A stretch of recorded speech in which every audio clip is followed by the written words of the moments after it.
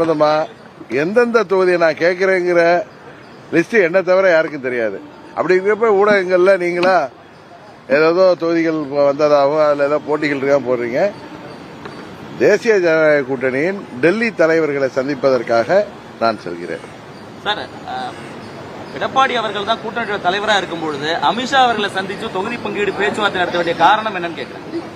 முதலமைச்சர் மாதிரி நீங்களும் கேக்குறீங்க. இல்ல இல்ல, முதலமைச்சர் சொல்றாரு இன்னைக்கு டெல்லியில போய் எதிர்கட்சிகள்லாம் அங்க போய் தான் பேச்சு. அது உண்மை அல்ல. குறிப்பாக அம்மா மக்கள் முன்னேற்ற கழகத்தை பொறுத்தவரை எங்கள் கூட்டணியின் தமிழ்நாடு தலைவர் திரு இபிஎஸ் அவர்களுடன் தொகுதிகள் பங்கீடு சம்பந்தமாக நாங்கெல்லாம் ஏற்கனவே தேசிய ஜனநாயக கூட்டணியில் இருக்கிறத உங்கள் மூலம் தமிழ்நாடு முதல்வருக்கு தெரிவித்துக் கொள்கிறேன். என்டிஏ ஆல் இண்டியா தலைமை யாருன்னா பிஜேபி. அதன் முக்கிய தலைவர் மாண்புமிகு உள்துறை அமைச்சர் அமித்ஷா அவர்களை நேற்று அண்ணன் இபிஎஸ் போய் சந்தித்து வந்திருக்காரு.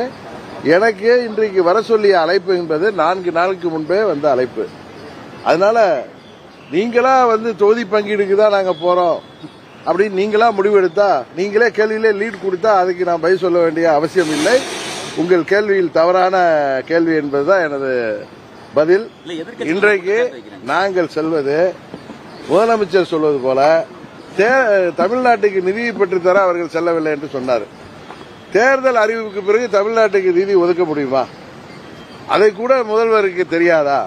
பயம். இன்னொன்னு, டெல்லி எவ்வளவு நிதி கொடுத்தாலும் அதையெல்லாம் நீங்கள் கபலீகரம் செய்வதால் தான் தமிழ்நாடு மக்கள் உங்களை மாற்றுவதற்காக துடித்துக் கொண்டிருக்கிறார்கள். தமிழ்நாட்டில் மாற்றம் வருவதற்காக அதிமுக தலைமையிலான கூட்டணி, அதில் பாஜக இடம்பெற்றிருக்கிறது. பாஜகவின் டெல்லி தலைவர்களை நான் சந்திக்க செல்கிறேன்.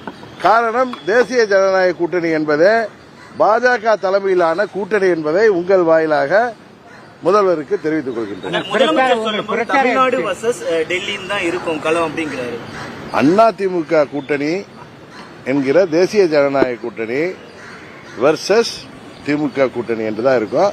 அவர் சும்மா டெல்லிங்கிறார். ஏன்னா இவங்க டெல்லியில ஏற்கனவே 2014 அப்ப பணம் கொளிக்கும் போர்ட்போலியோக்களை வாங்கி எவ்வளவு தமிழ்நாட்டுக்கு அவப்பெயர்களை உண்டாக்கியார்கள் என்று தெரியும்.